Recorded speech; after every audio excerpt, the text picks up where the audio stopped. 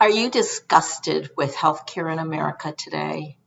Do you remember the good old days when things weren't as complicated as they are now?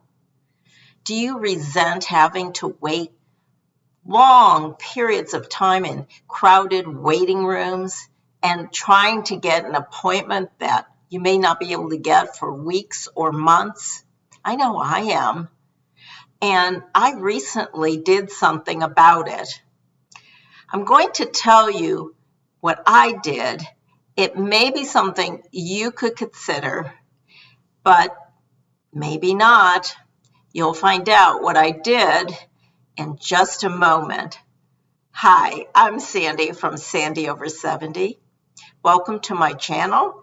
I hope that you'll subscribe if you haven't already, and that you'll click the little bell so that you can be notified when I post more videos.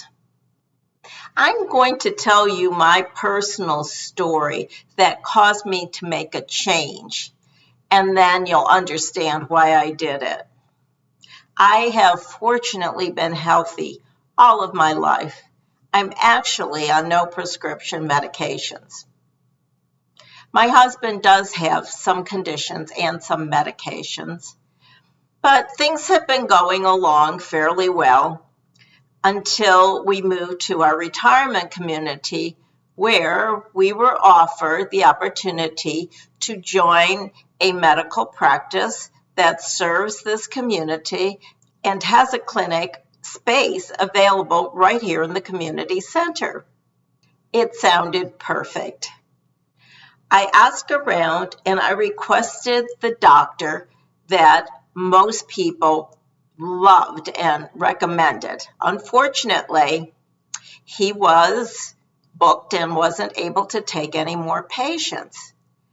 Meanwhile, as I was having dinner with a number of people, they told me about a concierge practice that was nearby, basically across the street, a few blocks away. And I asked about it. They were very happy with it. I really didn't know the details, but I got online and I looked it up, and I went over and got the application and decided to apply. Before I had my first appointment, I was called by our clinic here and told that the doctor I had requested was now willing to take us as patients. Dilemma. I didn't know what to do. And I did decide on the family practice doctor that serves us here. He was wonderful. He was the epitome of a family practice doctor that you would dream of. When you went into the office to see him, he spent all the time that you needed.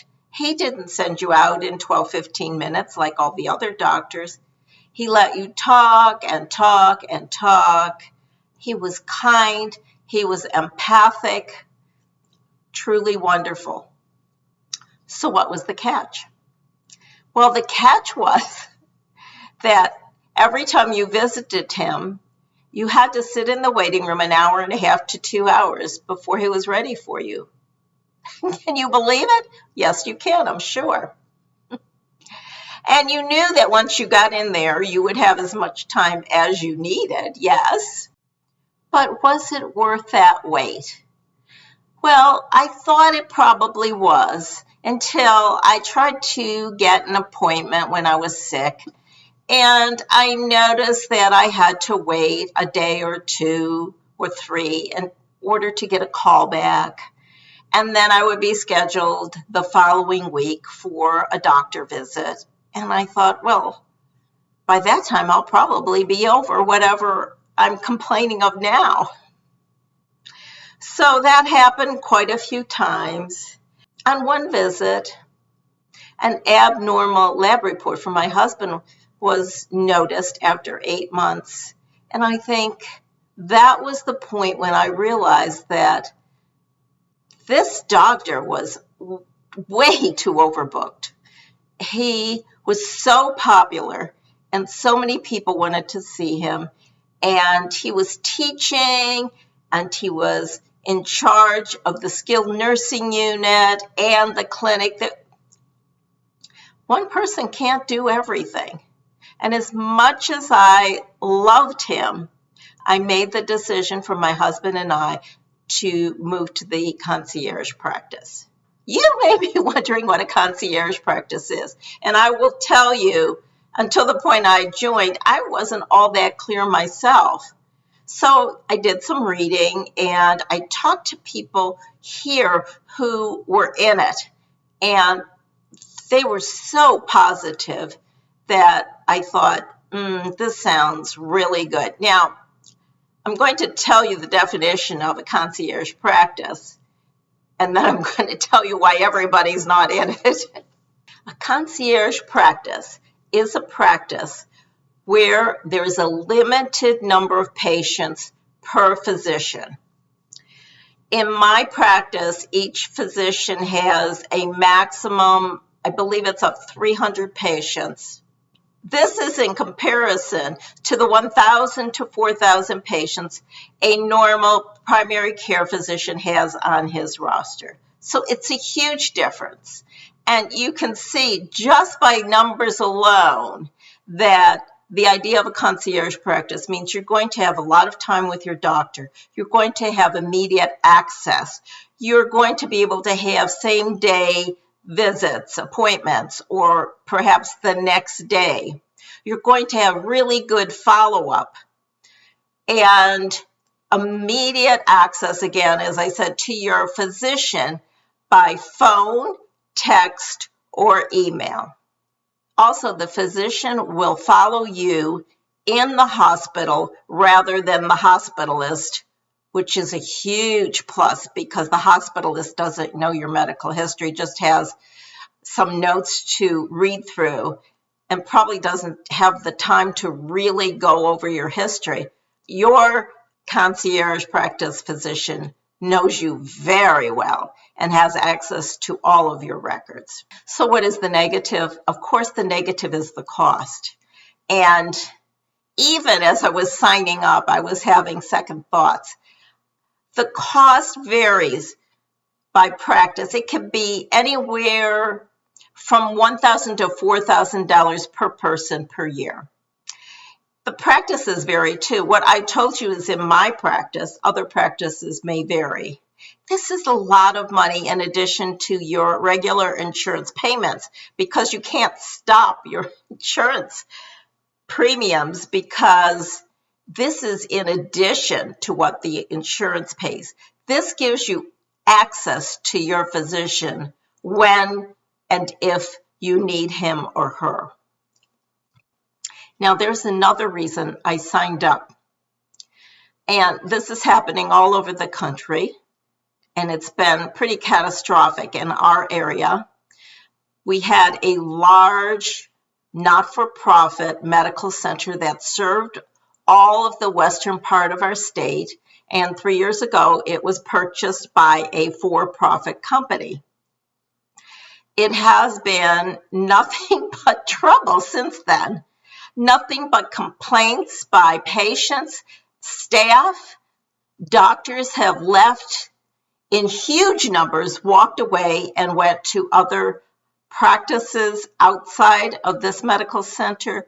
Nurses formed a union. They were so unhappy. And patients are concerned, and I will tell you, I'm scared to death of being admitted there. My concierge physician is on staff there, and that is where I would be admitted. But I would have the comfort of knowing that she knows me and would be following me there. But there's still the emergency room, which is in chaos right now. At least I would have someone to call, someone to contact as I lay in the emergency room, like my friend here did for 2 or 3 days waiting for a bed. So all of these concerns prompted me to make the decision that now that I'm retired, I know what my income is, and every day I get closer to possible illnesses and conditions that might be life-threatening, this is the time to spend that money that I saved throughout my life. And so I joined a little over a year ago. So what is it like? All right, it's pretty amazing, actually. For my husband and I, we booked our first physical, and you get a complete physical. And we were allotted, each of us, 3 hours for this physical. People said to me, what could they possibly do for 3 hours? And yes, mine took 2.5, his took 1.5 to 2 hours. But the reason it's 3 hours, according to my primary care physician, is, as she said, I don't want to be rushed. And that's how much time you were allotted. So she did a complete history. She did it, not the medical assistant. She examined me. She reviewed my blood work and ordered any tests or procedures that I needed. Another thing that's very different about my practice is that each physician, and I think there's maybe 6, 7 doctors in this practice, each of them has an RN as their assistant. This is really unheard of in medical practices because RNs are expensive. But RNs provide the best care, obviously, that you could want in a practice. Most practices are run with medical assistants who they often call nurses, but they are not nurses. They have had a very short training period. There's really no comparison. I'm an RN, so I speak from experience. This RN can do anything needed and has been educated and trained to do these things and has the knowledge to do them. So I have complete confidence in my RN who is associated with my doctor. Sometimes I just call her and talk to her, and she can take care of the matter. If it's a medication refill, I just call her and it's taken care of. So we've had our complete physical. She sees us every 6 months unless there's an issue to be followed sooner, which you can come in at any time, of course, with a concern. She is following several medical conditions that my husband has that hadn't been followed really closely before. And we recently had our 1-year physical, which instead of the initial 3 hours was allotted 1.5 hours. Again, she told me I don't want to be rushed. So when you're there, you are the focus of her attention. You can talk about anything, discuss anything. Together we decide my plan of care. When it came time to pay my yearly fee just recently, it had gone up quite a few hundreds of dollars, and I was really shocked. And I'm hoping that this doesn't happen on a regular basis. I understand everything is increasing in price, and it did give me a start, let's just say that. But I am so pleased with my care that I paid it. And it would be very hard to go back to the old system after experiencing Cadillac Care. In fact, I was talking to my stepdaughter, who is a very busy emergency physician in another state, and she said she would love to do that later on in her career. It's kind of like a dream job for the physicians too, because they get to actually do patient care rather than be working the system. So what are the disadvantages? Well, we've already talked about the pricing. It's exorbitant. I mean, it really is.